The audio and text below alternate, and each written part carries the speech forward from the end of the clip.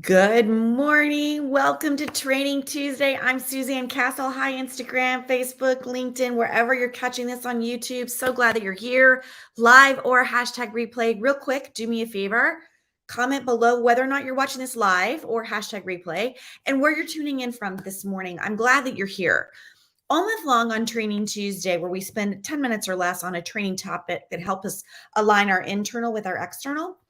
We've been talking about stress. It's National Stress Awareness Month, all month long. And today I wanted to talk a little bit about how there's positive emotion therapy. And really, this is a new kind of emerging field in wellness that allows you to really manage stress and stressors. So when you think about positive psychology, like that's the greater umbrella of it all. There's this branch that focuses not necessarily on what we know as pathology, right? But really what contributes to happiness, meaning what can you access in emotional health on your own?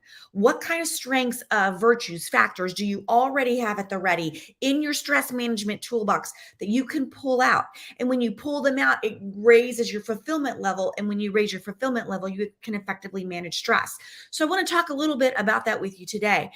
There's a lot of focus when we think about what is going on in our brains and how it's affecting our health. You hear me all the time talk about the cellular structure in your brain and how it is directly affected by emotion, especially stress, how your cellular walls can constrict rather than be open.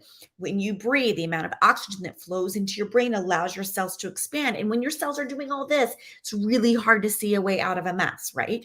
Just like when you're clenching really hard and your whole body's clenching. Oh, it makes it really hard to see that there's any other possibility. So when you're in this stress filled state, we really want to be out of that. And there are some things that we can access, but it begins when you're not stressed.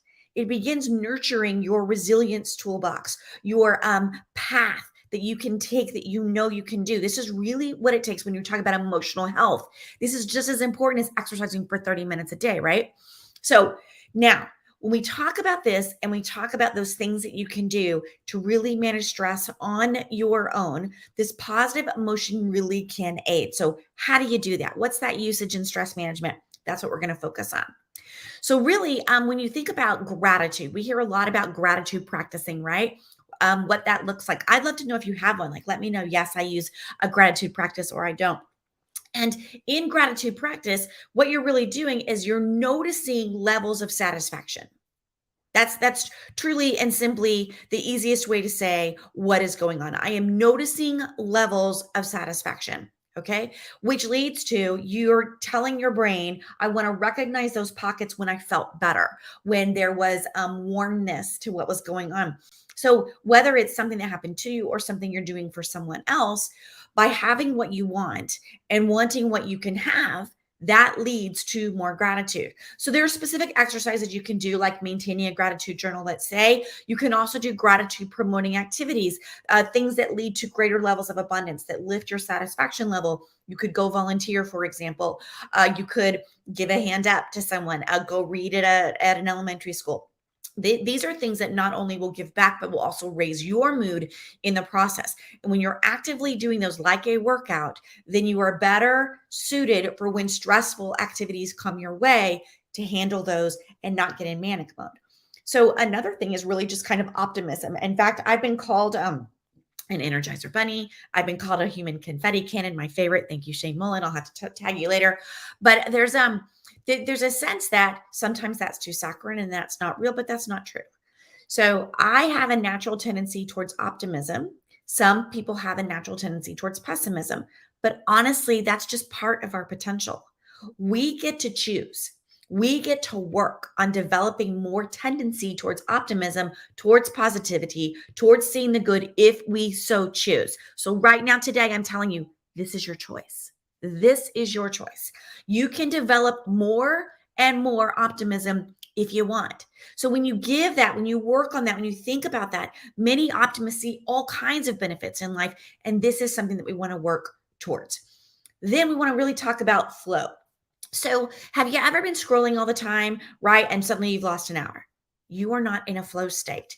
When you're absorbing kind of this constant onness, it can be a negative. But I want you to pay attention Because also, when you're absorbed in fulfilling work, when you're absorbed in engaging activities that are giving you life, that's what we know as a flow state.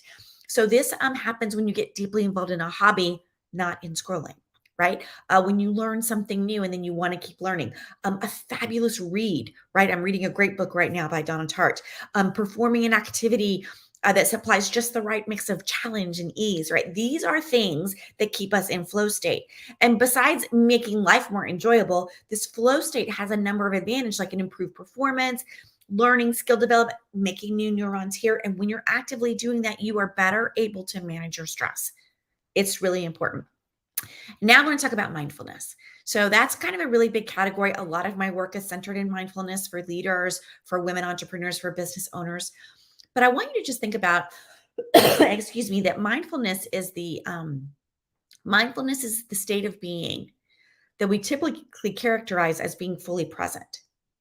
So that's not doing anything different. That's just literally being the human in being the human. Okay. So mindfulness takes practice. It's a muscle, right? Excuse me. It has many benefits though for stress management. So better sleep. Just yesterday, one of my favorite companies, Jade Bloom Essential Oils, I'll tag them in just a minute. I got my Collectors Club pack, which is a whole mindfulness 3-pack oil with an actual practice just to use the oils. And it takes like 5 minutes or less. So there's ways that we can prevent from slipping into things that we do that can help us make destructive action, not positive choices. And mindfulness will help your cognitive improvement. So not only does it bring down your blood pressure and centers your breath, it also allows you to make better decisions, right? And have cognitive improvement in your brain to handle stress when they come up. So what's your next step? Well, find one of these that I outlined for you today and practice them. That honestly is the next step. You can really effectively manage your stress when you come at it from positive emotion therapy, and you don't need to pay anyone at all to do that. It's really a simple strategy. And I would invite you to add more pleasure, add more joy into your life. And if you're jamming on all these training Tuesdays, I do this every Tuesday at 9:30. Unless I'm out of town or on a plane. So what you can do is hit the subscribe button on YouTube if you're checking this out on YouTube, so you'll be notified all the time when I'm going live, or catch me on your favorite platform as you're doing right now. And I look forward to seeing you too. Again, I'm Suzanne Castle, creator and founder of The Sparkle Factor, and I know that stuck is never the furthest you can go. I will see you next week. Bye.